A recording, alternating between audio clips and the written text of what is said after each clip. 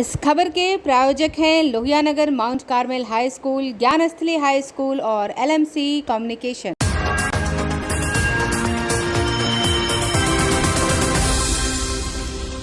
नमस्कार, मैं अक्षिता और आप देख रहे हैं आंखें न्यूज़ 24। रात 8 बजे के समाचार में आप सभी का स्वागत है। तो आइए देखते हैं रात 8 बजे तक के सभी समाचार। विदेश मंत्री एस जयशंकर ने आज सभी राजनीतिक दलों के फ्लोर लीडर्स को दी अफगानिस्तान के ताज़ा हालात की जानकारी। अफगानिस्तान से श्री गुरु ग्रंथ साहिब के 3 स्वरूप वापस लाए जाने पर देश भर के तमाम गुरुद्वारे में विशेष अरदास जारी।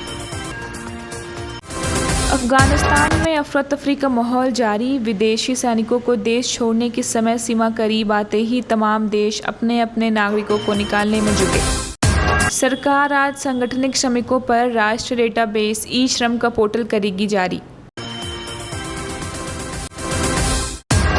कोविड के खिलाफ भारत की जंग जारी। कोविड टीकाकरण अभियान के अंतर्गत अब तक 60 करोड़ 38 लाख टीके दिए गए। अब समाचार विस्तार से।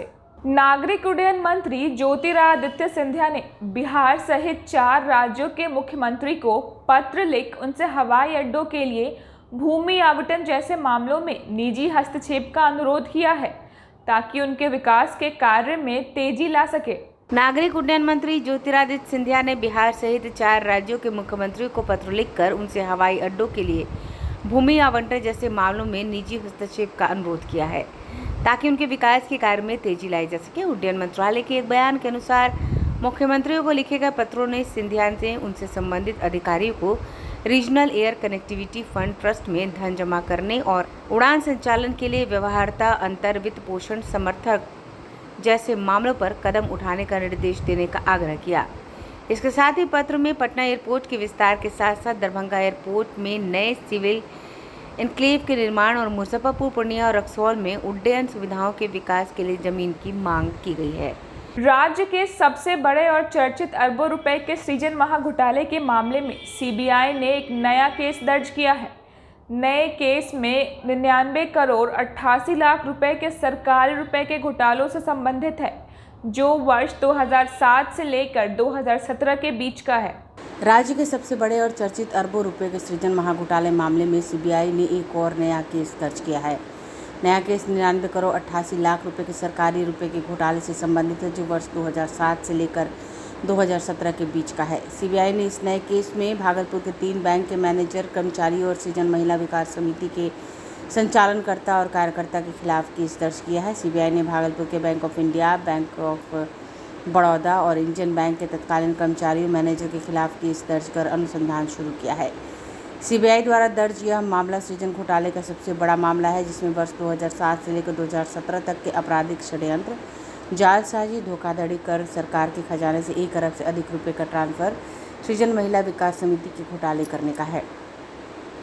विदित है कि सृजन घोटाला के संबंध में सीबीआई ने अब तक 30 से अधिक मामले दर्ज किए हैं। 2 दर्जन से अधिक मामलों में आरोपियों के खिलाफ चार्जशीट दायर कर चुकी है। सीबीआई कई बैंक अधिकारियों, मैनेजर, भागलपुर के कई सरकारी कर्मचारी और सृजन महिला विकास समिति के मैनेजर और कर्मचारियों के खिलाफ मामला दर्ज कर चार्जशीट कर चुकी है।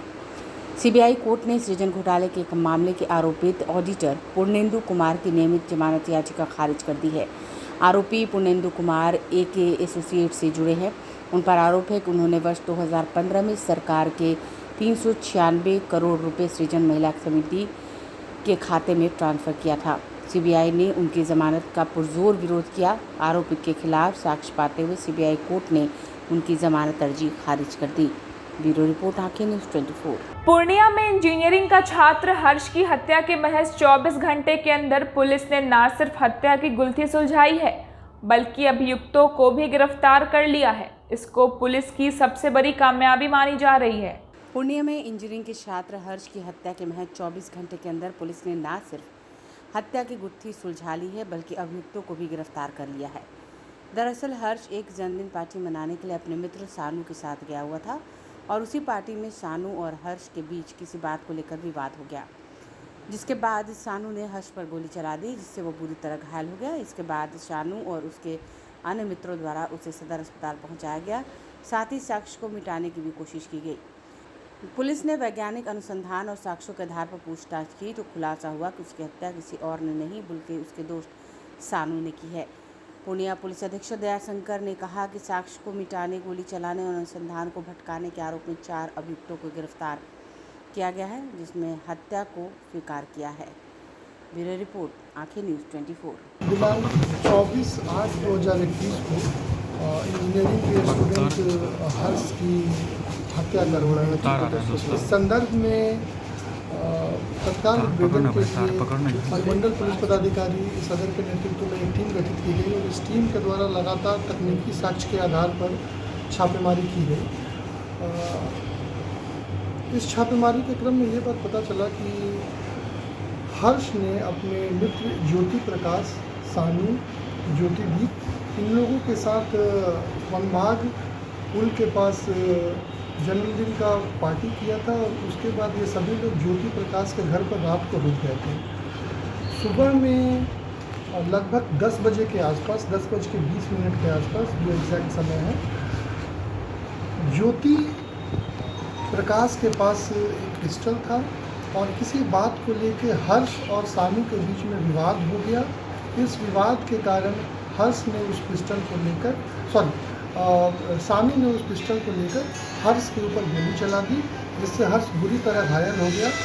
इसके बाद इन लोगों ने हर्ष को दिव्यांशु राज उस चीकू के मदद से सदर अस्पताल पहुंचाने का काम किया। इस क्रम में साक्ष्य को छुपाने का काम ज्योति प्रकाश और ज्योतिदीप के द्वारा किया गया। घटना को अलग दिशा में ले जाने के कारण सानू ने कई तरह की कहानियां आप मीडिया बंधुओं के सामने भी कही और पुलिस के सामने भी कहा, लेकिन अंततः जो तकनीकी साक्ष्य है उसके आधार पर हम लोगों ने इसको ज़ीरोइंग किया। उस घर की जब तलाशी ली गई जिस कमरे में ये लोग थे, तो उस कमरे में से एक मैगजीन और फायर किया हुआ बुलेट बरामद हुआ। इसके बाद तकनीकी साक्ष्य को सामने रखकर जब पूछताछ की गई तो इन लोगों ने अपना संलिप्तता स्वीकार किया। आदेश में आकर इसने हर्ष की हत्या कर दी गई थी और बाकी लोगों के साथ मिलकर इन्होंने साक्ष्य को छुपाने का काम किया। 138 दिनों बाद खुला पटना का बहुप्रसिद्ध महावीर मंदिर का कपाट खुलने से लोगों में काफी उत्साह है। भक्तों को कतारबद्ध होकर मंदिर में प्रवेश करना होगा। नमस्कार, मैं अक्षिता और आप देख रहे हैं आंखें न्यूज़ 24। हम खड़े हैं पटना के महावीर मंदिर में, जहां लोगों में काफ़ी उत्साह और लोग काफ़ी धार्मिक होकर आए हैं आज यहाँ। ऐसा बिल्कुल लग ही नहीं रहा मानो महीनों बाद मंदिर खुल रहे हों। लोग पूरी आस्था, पूरे भक्ति के साथ भगवान की पूजा में मग्न हैं।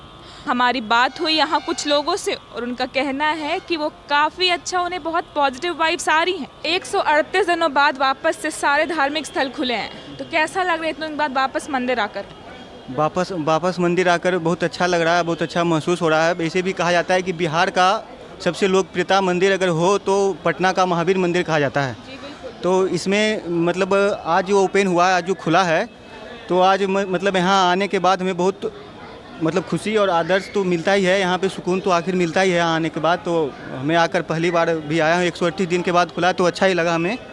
और कि गवर्नमेंट सरकार बार बार कह रही है कोरोना गाइडलाइंस का पालन करे, तो ऐसे मंदिर में क्या लग रहा है आपको कि पालन हो रहा है गाइडलाइंस? हाँ, तो अभी जस्ट अभी स्टार्ट ही हुआ है, तो पालन तो धीरे धीरे करेंगे ही। जनता सब तो है ही, मतलब अपने आप में जागरूक हैं ही, वो करेंगे ही। सब मास्क पहन के ही यहाँ पे भी आ ही जा रहे हैं। सब प्रशासन भी ठीक कर ही रहे हैं, मतलब ठीक लग रहा है, फिर आए हैं। आज 138 दिनों के बाद धार्मिक स्थलों को तो खोल दिया गया है, लेकिन लोगों से बार बार अपील किया जा रहा है कि वह मास्क पहन के रखें और सैनिटाइज़र का लगातार यूज़ करते रहें। यहाँ की प्रशासन भी काफ़ी सख्त है इन चीज़ों को लेकर। अगर वो किसी भी व्यक्ति को बिना मास्क का देख रहे हैं तो वो लगातार जाके लोगों से अपील कर रहे हैं कि कृपया मास्क लगा लें। हमने नीचे एक चीज़ और मेन गेट पे ये चीज़ नोटिस किया है कि जिन लोगों ने मास्क नहीं लगा रखा है उन्हें मंदिर के अंदर प्रवेश नहीं मिल रहा है। तो प्रशासन ने अगर एक तरफ मंदिर खोल दिया है तो वहीं कोरोना गाइडलाइंस का पूर्णतः पालन भी कर रही है। इस बात का पूरा ध्यान दिया जा रहा है कि लोग ज़्यादा भीड़ में एक जगह ना रहे। प्रशासन लगातार तैनात है और लोगों को जागरूक कर रही है।